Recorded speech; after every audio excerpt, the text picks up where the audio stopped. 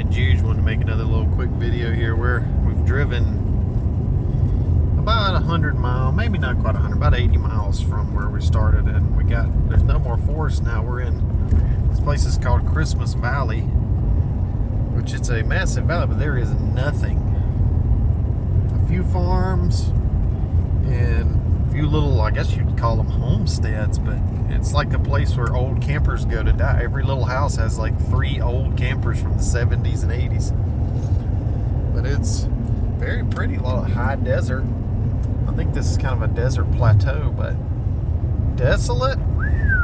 There he is and nothing. It's hard to believe we're still in Oregon. We're in actually the very middle of Oregon. So definitely dries out in the center. Not the rainy rainforest you'd think of. I'll take a video of this. Right in the middle of a BFE in Oregon. We got cows in the road. Watch out, little moo cow.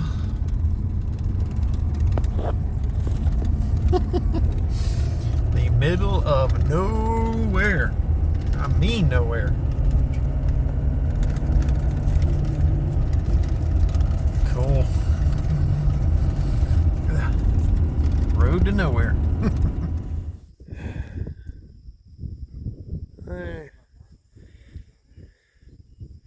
We're in Oregon still, in the middle of Oregon, kind of central Oregon, I guess you would say. At the Blitzen Valley, I guess we're staying at this place, literally in the middle of God's nowhere, called the Narrows. It's the only place at all for 25 miles in one direction and 35 miles in the other. But so I heard a deer down there. This whole area is some kind of, it's a wildlife refuge, but Oregon and Washington have been shocking to us because they are not what you picture them to be. Oregon is extremely vast, ton of desert. Washington the same way. And you think of it being a rainy rainforest here, but it's like very few, like 40, 50 miles from the coast, and that's it. The rest of it is just gorgeous, but vast and empty. We drove 20 something miles from where we're camped to get here.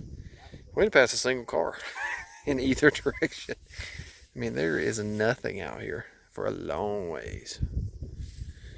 But it's pretty.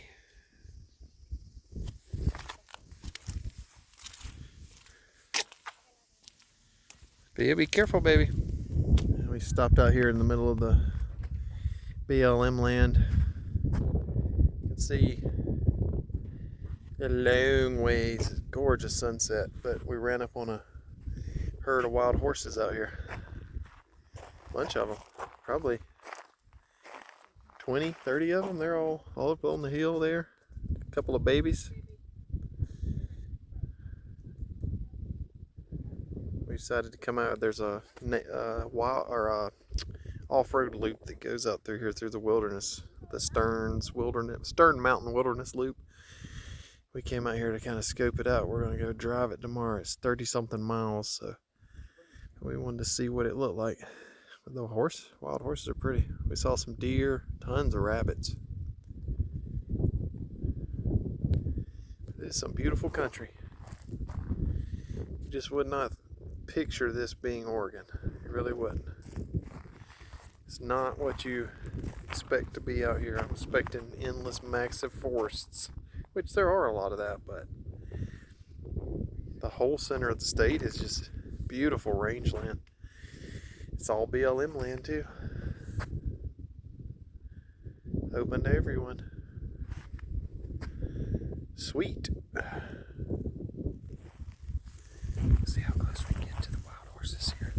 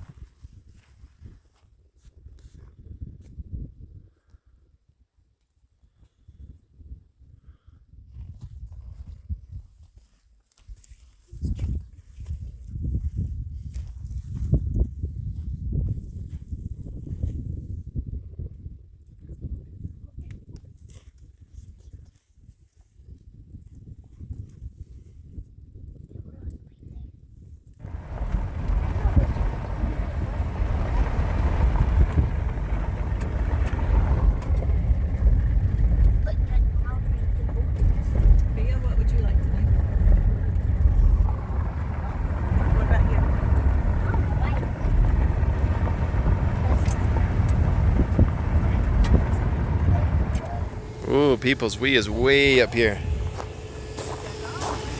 The locust goo. Ew! They're on the Stern Mountain Loop or something, but we're probably about 20 miles out here into the Oregon backcountry.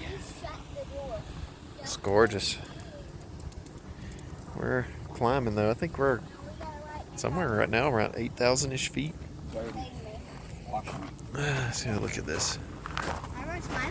You can see down here, you can see this area. Just this one wilderness area I was reading on the map is 2.2 million acres. And there's another state area beside it that's another 700,000 acres. And this is just one county. And I think it's Hinds County in Oregon. But I mean, it's as far as you can see. So we've driven already 20 miles back in here. This little road is 60-something mile loop. And then you can't see a house, a car, a light. There's nothing. We've seen a bunch of wild horses this morning though. Gorgeous area. It's a little hazy day. There's some fires in California. Several different fires to the west of us, making it a little smoky and hazy, but beautiful. You would not think this was Oregon. But it is. Some serious wilderness. Another 40 miles to go. We had to stop and look at this. This is a serious canyon. I'm nervous to walk to the edge. It is way down there. A couple 1,000 foot easy.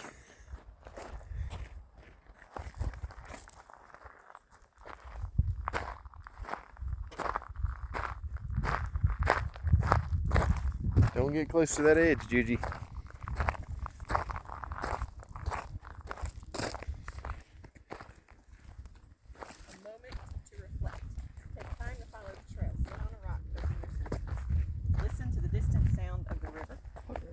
Feel the cool breeze. Follow the graceful flight of a bird. Smell the mountain mahogany.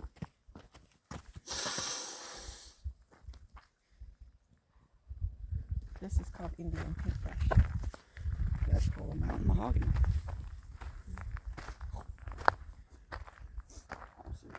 Wow. Incredible. That man was doing something too.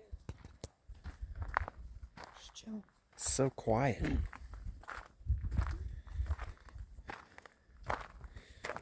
One of those places that's so quiet you can hear like your own ears, like the background noise in your ears. It's nuts. Amazing. Now we did it. 4th time. And snow in August. We only had to drive 30 miles out into the wilderness. And we're at 9,000 feet elevation, but there's still snow. August equals me happy. Equals you happy? Oh, that's a lot farther away than it seems like. Yeah. I told you that. I always say this everywhere we go, but these places out here are just magnificent. The West is, the whole Western United States is incredible. You can see easily 100 to 150 miles here, and it's hazy. And we're in August, and it's 60-something degrees. It's probably 1 o'clock in the afternoon now. There's still snow on the ground. It's about gone, but I didn't think we'd see any more. But we did. This place is incredible. It's just something else. Got some clean water. Got some high mountain snow runoff.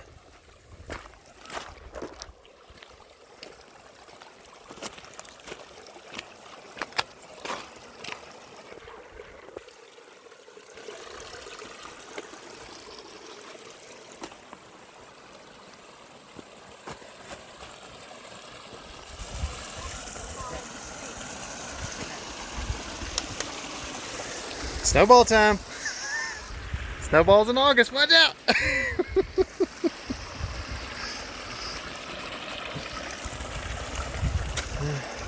Made it to the top of Steens. I'm trying to shield the wind, it's blowing about 40. Just a shade under 10,000. Man. See a couple 100 miles easily. Anything that'll get blown away. It's whipping. Beautiful. The sand dunes out there.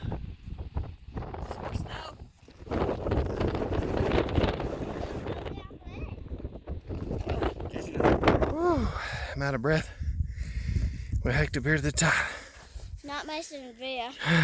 No one else could do it. It was me and Juge. Look at this. You can see forever. I mean, millions of acres. Hundreds of miles. That's incredible. That was a road over See all the here. sand dunes out in the distance? There's dunes everywhere. Look at all. This is probably,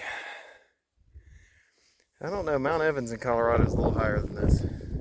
But I think this view is prettier. I tell you, if you come to Oregon, there's nothing out here, but geez, come to Steens Mountain area. It is gorgeous. It's remote. We drove 33 miles in dirt and gravel roads to get here. We had another 30-something miles to get out the backside, but holy cow, is it worth it. Incredible. What? Yes, it doesn't hear me that it most like view. The what? Beautiful view. It's pretty magical.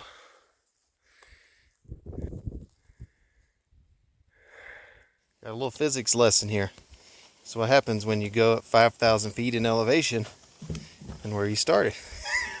The air becomes less dense and expands. And your chip bag becomes a balloon. Homeschool lesson of the day, baby. School's over. Eat. Yeah, this is the Combo Reservoir, which is at the end of a 4-mile death road. It took us like 30 minutes to go 4 miles. It was so rough. It's a gorgeous lake. It's a little water reservoir in the desert, but it's tough to get to. Nobody here. There's 2 people over there on paddle boards, I guess,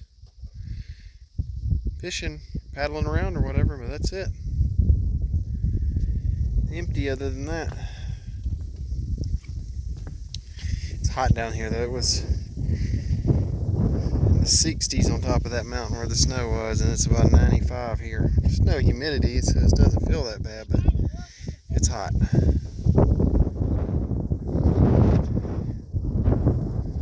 What you got? There's a fish table over there. Yeah, clean your fishes.